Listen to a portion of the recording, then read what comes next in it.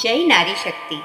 हर साल जेठ मास की अमावस्या को एक व्रत रखा जाता है, वट सावित्री व्रत। तो आइए आज हम बात करेंगे वट सावित्री व्रत की। क्या आपने कभी किसी पत्नी को पति के प्राण यमराज से वापस लाते देखा है? क्या पेड़ वट वृक्ष आपकी शादीशुदा जिंदगी को लंबा और खुशहाल बना सकता है? आज की वीडियो सिर्फ एक व्रत की नहीं है, ये है एक ऐसी प्रेम गाथा जो युगों से दिलों को छूती आ रही है।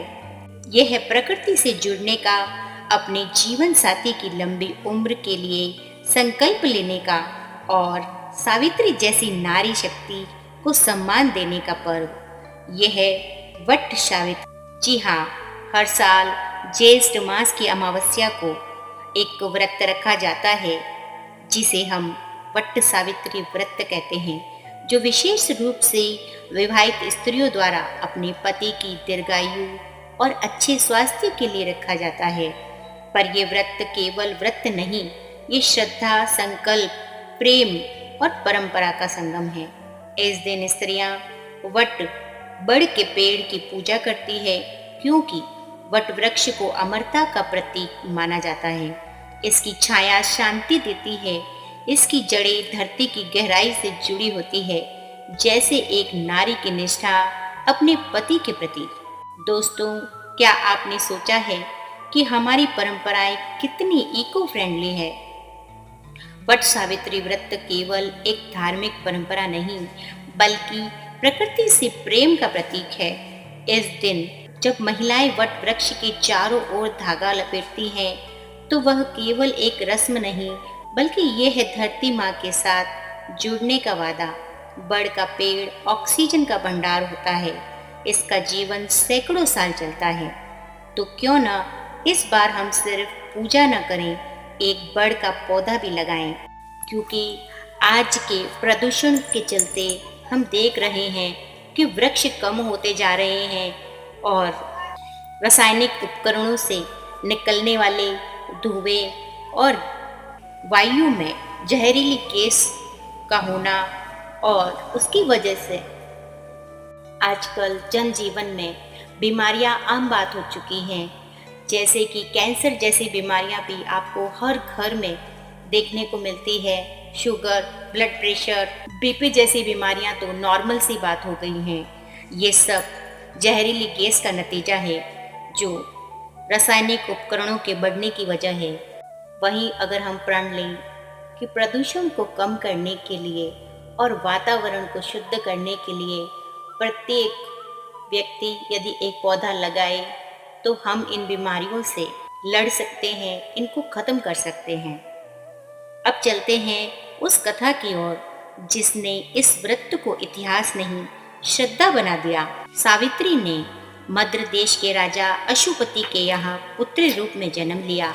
अद्भुत सौंदर्य, तेजस्विता और बुद्धिमता की मूरत, उसने स्वयं सत्यवान को अपने मन में ही पति रूप में संकल्प कर लिया था। और यह बात जब उसने अपने पिता को बताई, तो पिता ने भी उसकी बात की मंजूरी दे दी। सावित्री ने सत्यवान की कीर्ति सुनकर मन से उसे अपना पति मान लिया था। सत्यवान एक वनवासी राजकुमार था, परंतु धर्मनिष्ठ और सरल स्वभाव का था। और यही बात जब नारद जी को पता चली, तो नारद जी ने सावित्री और राजा से कहा, राजन, सत्यवान गुण संपन्न व धर्मात्मा अवश्य है, लेकिन वह अल्पायु है। केवल 1 वर्ष बाद ही उसकी मृत्यु हो जाएगी। नारद जी की बात सुनकर राजा अशुपति तो उदास हो गए और विचार करके सारी बात अपनी पुत्री सावित्री को कह सुनाई। पर सावित्री मानी नहीं। उसने कहा कि मेरा संकल्प अड़िग है, और पिता को विवाह करवाना पड़ा। सावित्री ने नारद जी से सत्यवान के मृत्यु का समय मालूम कर लिया। सावित्री के सास ससुर नेत्रहीन थे। सावित्री ने ससुराल पहुंचते ही सास ससुर की सेवा करना शुरू कर दिया। उसने जब जाना कि पति की मृत्यु का समय नजदीक है, तब सावित्री ने 3 दिन पूर्व से ही उपवास शुरू कर दिया।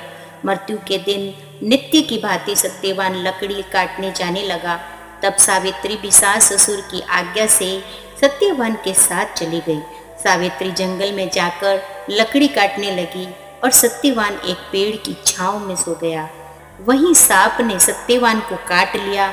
सावित्री पति को गोद में लेकर रोने लगी। इतने में उधर से शंकर जी और पार्वती जी निकले। सावित्री ने उनके पैर पकड़कर कहा कि आप मेरे पति को जीवित कर दो। तब उन्होंने कहा, आज बड़ पूजा की अमावस है, तू बड़ की पूजा कर, तेरा पति जीवित हो जाएगा। बड़ के पत्तों के गहने बनाकर पहन और वो हीरे मोती के हो जाएंगे। तब सावित्री ने बड़ की पूजा की। तभी धर्मराज के दूत सावित्री के पति को ले जाने के लिए आए। उसको देवी विधान सुनाया। उसकी निष्ठा और प्रति प्रेम को देखकर उन्होंने सावित्री को वर मांगने को कहा। सावित्री बोली, मेरे सास ससुर वनवासी व अंधे हैं, उन्हें आप ज्योति प्रदान करें। यमराज ने तथास्तु कहा और सावित्री से लौट जाने को कहा। यमराज की बात सुनकर सावित्री ने कहा कि महाराज, जहाँ पति वहीं पत्नी कहते हुए पीछे पीछे चल दी। यह देखकर यमराज ने उसे और वर मांगने को कहा। सावित्री बोली, मेरे ससुर का राज्य छिन गया है, वह उन्हें पुनः प्राप्त हो। और यमराज ने यह वर देकर सावित्री को लौट जाने को कहा, परंतु सावित्री ने पीछा नहीं छोड़ा। तब यमराज ने तीसरा वर मांगने को कहा तो सावित्री ने सत्पुत्रवती होने का वरदान मांग लिया। यमराज ने बोला, तथास्तु।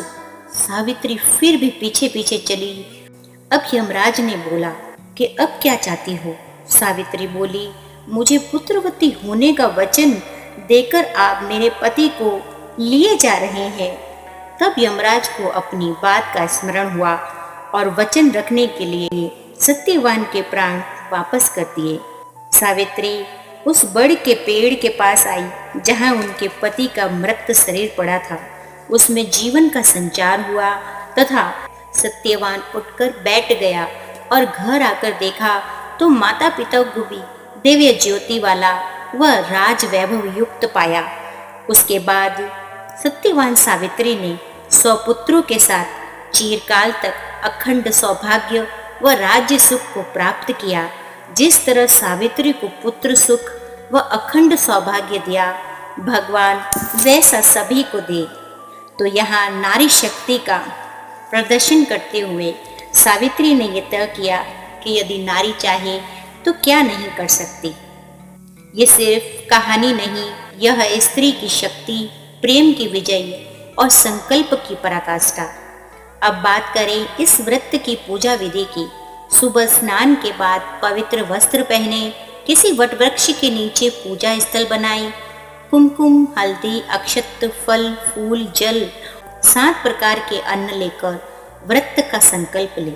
वटवृक्ष की जड़ों में जल चढ़ाएं, उस पर कच्चा सूत लपेटते हुए 7, 11 या 21 परिक्रमा करें। कथा सुने सावित्री सत्यवान की, जैसे कि आप अभी सुन रहे हैं। दिन भर व्रत रखकर संध्या को फलाहार करें। अगर घर में वट वृक्ष ना हो तो बड़ का पत्ता लाकर घर में पूजा कर सकते हैं और उनको गहने के रूप में बनाकर आप धारण करें। और अच्छा होगा यदि आप वट वृक्ष का पौधा लगाकर उसकी पूजा करें। आज जब रिश्ते मोबाइल और मीम्स के भरोसे हैं, तब सावित्री जैसी नारी की कहानी हमें याद दिलाती है कि प्रेम त्याग है, संकल्प है और श्रद्धा है। और जब एक नारी वट वृक्ष की पूजा करती है तो वह केवल अपने पति की दीर्घायु नहीं मांगती, बल्कि वह इस धरती के संतुलन, प्रकृति की रक्षा और जीवन के स्थायित्व की कामना करती है। तो दोस्तों, अगर आपको ये वीडियो पसंद आया, अगर सावित्री की कथा ने आपके दिल को छुआ, अगर वट वृक्ष की पूजा ने आपको प्रकृति की ओर करीब ला दिया, तो इस वीडियो को लाइक करें, शेयर करें और कमेंट में लिखें, मैं भी सावित्री जैसी शक्ति को नमन करती हूँ या करता हूँ। जाते जाते एक वादा करिए, इस बार सिर्फ व्रत नहीं, एक वृक्ष जरूर लगाएंगे। आपसे फिर मिलेंगे एक और भक्तिपूर्ण, ज्ञानवर्धक और हृदय स्पर्शी कहानी के साथ। तब तक भक्ति सागर ब्लॉग्स को सब्सक्राइब कीजिए, और जुड़े रहिए हमारी संस्कृति की जड़ों से। जय नारी शक्ति।